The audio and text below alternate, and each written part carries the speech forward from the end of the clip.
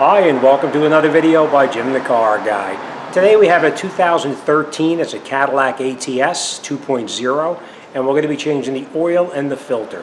So first I'm going to explain to you what you're going to need, and then I'm going to take you up front and I'm going to show you what you're going to do to get the job done. First thing you're going to do is you're going to make sure you have some gloves on because you don't want to get that oil on your hands. It's not good for your skin. You're going to make sure you have a suitable container to drain the oil into, and we're going to make sure we have to take the oil filter off. There's a different kind of attachments you can use to take the filter off.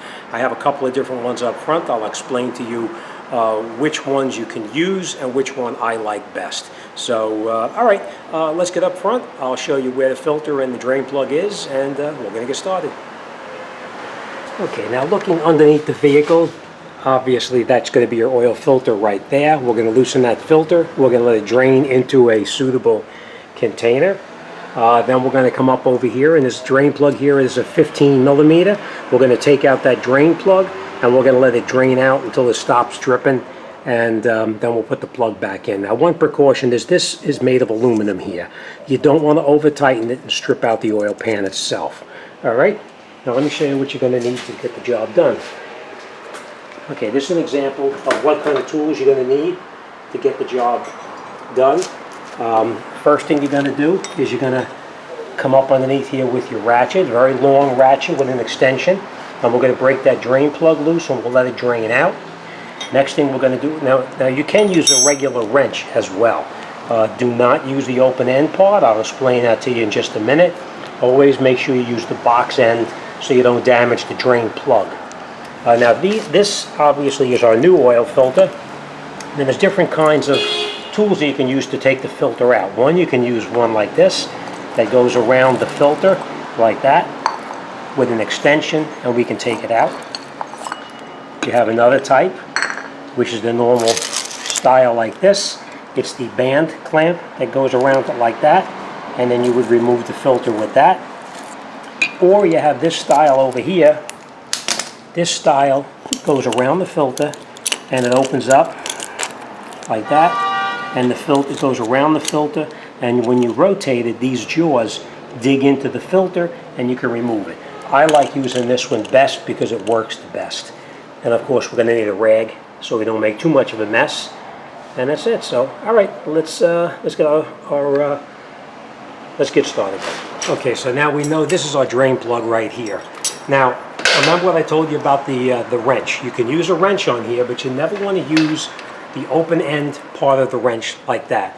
The reason you don't want to use the open end part of the wrench is because when you push on it, you have a tendency to slip off, and you're going to round off that drain plug. You never want to do that. So if you're going to use a wrench, make sure you use the box end just like that, and then you can break it loose. Or the way I always do it is I use a ratchet because it has a little bit more leverage and it's easier to get it out. All right, so now we have it loose.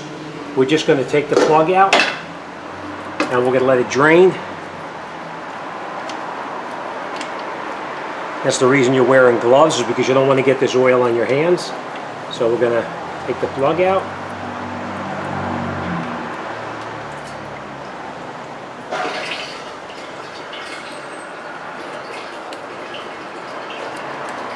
All right, now we're gonna, okay, now I have this discussion frequently online here with a lot of people. They always want to replace this O-ring. You don't have to change this O-ring every time, only if it's in poor condition. Very rarely does an oil change place, a dealership, or even a repair shop change it unless there's damage to it. As much as everybody says, oh, you should change it every time, that's just not the real world. All right, so we're going to take our drain plug. We made sure the threads are in good condition. The gasket here is also in good condition. And now we're going to let that drain out until it finishes draining.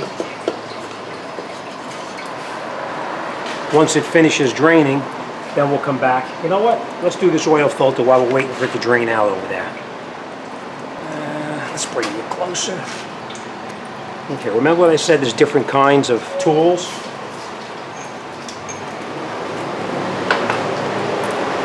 This is the one that I like the best.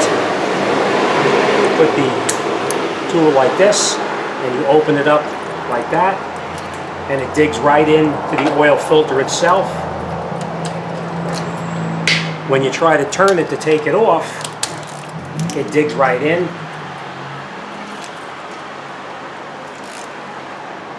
And you don't have to worry about crushing the filter or whatever, because it digs in 4 points, so it actually works fairly well. All right, so we're just going to move this over a little bit so everything drains together.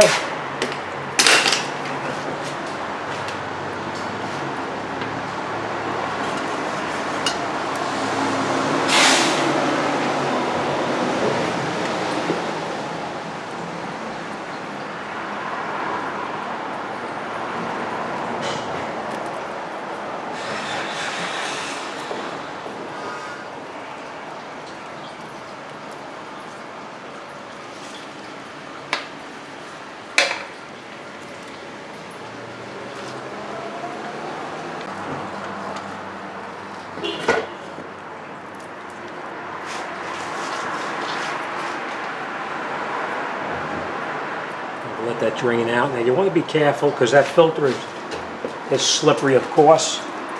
So you want to be careful that it doesn't fall on the ground. So you want to hold it with one hand and rotate it out with the rag.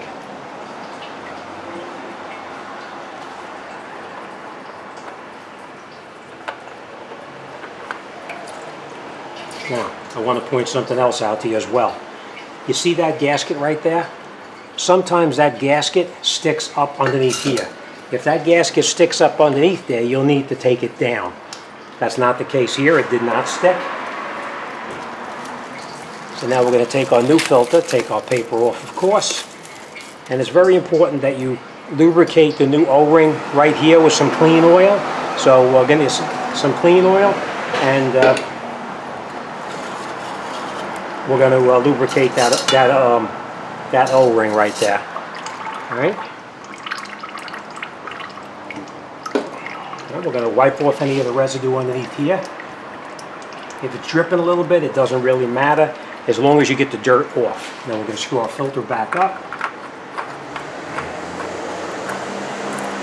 You want to make sure that you don't cross-thread it going back on. And you can tighten it as tight as you can by hand. You don't need to put a wrench on it or anything like that, just as tight as you can make it by hand. All right, now let's take this bucket away.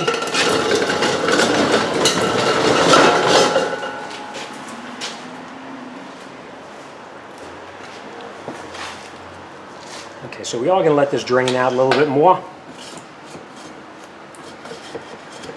Now once this finishes draining out, then we'll come right back. Okay, once it finishes draining, you reinstall your drain plug, screw it in by hand only. All the way down as tight as you can go. And then we're just going to snug it in just a little bit more. Now you want to make sure you don't go over tighten it and stripping out the drain plug hole up in here in the oil pan. There is torque specs for that. If you want them, send me an email. I'll look it up for you and let you know. But now we have everything done underneath here. We're just going to make sure we wipe off any excess oil that may have dripped. And now we'll lower it down and we're going to put our oil back in the car. Okay, now before you put the oil in, you want to make sure that you use the correct oil. And this is when it tells you right here. It's the AC Delco Dexos 1 Full Synthetic 530 is not available. You can use Mobil 1 Full Synthetic 530 or Extended Performance. So make sure you use the correct oil. It's got to be a full synthetic, very important. All right, let's get out and finish the job up. Okay, now this is where our motor oil goes. Just take our cap off just like this. We'll put this off to the side for now. We're going to put our funnel in so we don't make a mess. Even though you think you're not going to make a mess, it's going to gurgle all over the place and it's going to spill. All right, so let's grab the oil and fill it up. Now I did look it up, and I know it takes 6 quarts, so that's what we're going to put in. Okay. Make sure it is the full synthetic.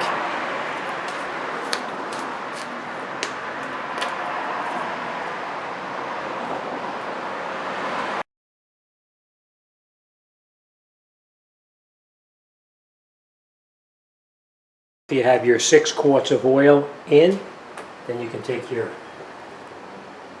funnel out, put your cap back on, and we're going to start it up and let it run for a minute just to get the oil to circulate.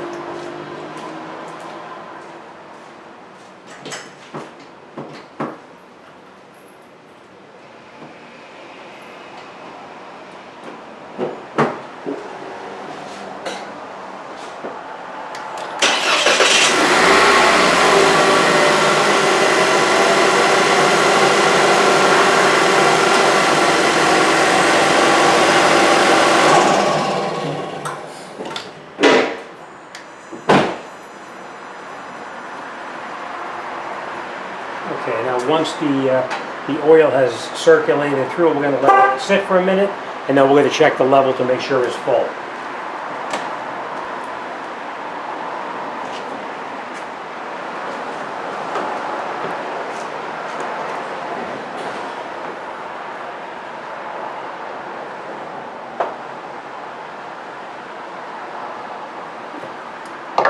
Okay, everything else looks good. I was just checking the fluid levels to make sure they were good. Okay, now we pull our dipstick out, wipe it down.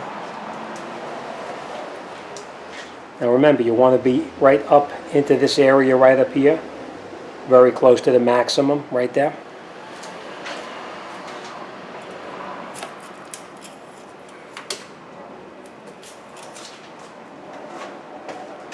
And I'm going to take a look at it, and you can see we're right to the maximum where it's supposed to be. All right.